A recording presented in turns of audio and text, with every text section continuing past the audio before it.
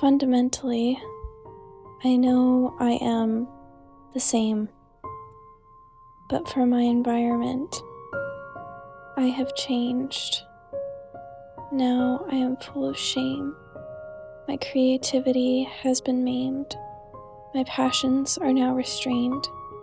I've been filtered, although I've fought. I've been forced, and now I forgot. I am only doing what I was taught, and although I am the same, I must admit, I have been tamed.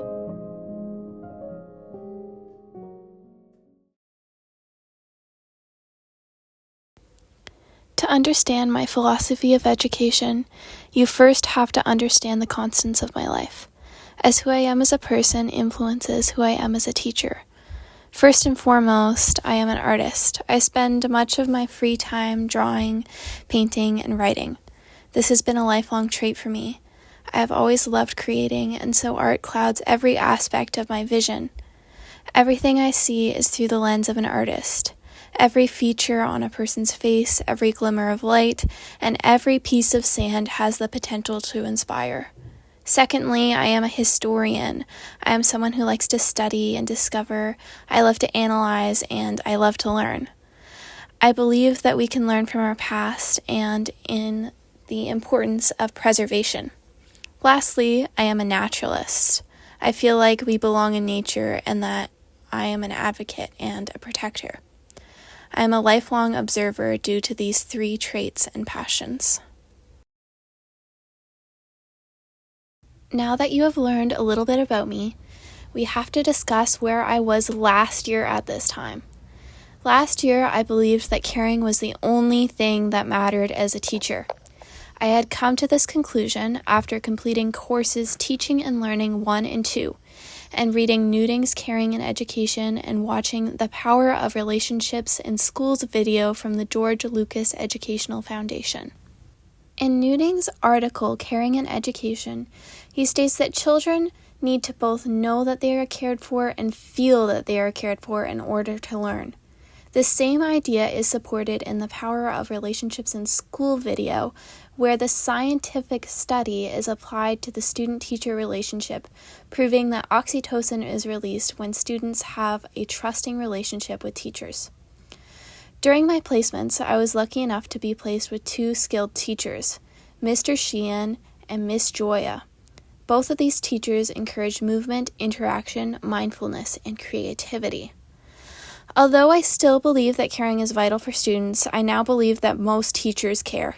Despite this, not all teachers are able to create an environment where a student can effectively learn and excel. While working in my placement with Miss Joya's 5-6 class, one student had more extreme behavioral issues and took them out on me. From my time there since, I have had some time to reflect and learn. If I was a better leader, could I have avoided these behavioral issues was a question I found myself asking. Similarly, in Mr. Sheehan's high school classes, I noticed some parallels in the behaviors and actions of older children to Miss Joy's class. Now I realize that I was not knowledgeable in handling a classroom. During the summer, I had some time to learn, as I entered my 3rd year at Sandbanks Provincial Park as a Discovery student. This year was the first year I got to experience school programs where teachers would take their classes to Sandbanks to learn. I got the amazing opportunity to teach grades K to 8 and even a high school special education class. I got a unique chance to lead and create lessons on art and the environment. I also learned how to lead a class and when students needed special attention or a different activity, which I found lessened the behavioral issues I saw in Mr. Sheehan's and Miss Joy's classes. From this, I have come to the conclusion that everyone is a product of their environment, and that all children need a supporting and natural environment to learn and grow as people. My lack of knowledge in my placements was not a lack of care, but still resulted in shortcomings. A lack of a good environment can lead to outbursts and a loss in passion. Many of the readings from this semester have solidified my new philosophy. such as Parquet and Elliot Eisner's readings about the different types of curriculums, including the hidden curriculum that I may have accidentally taught children in my placements through poor leadership.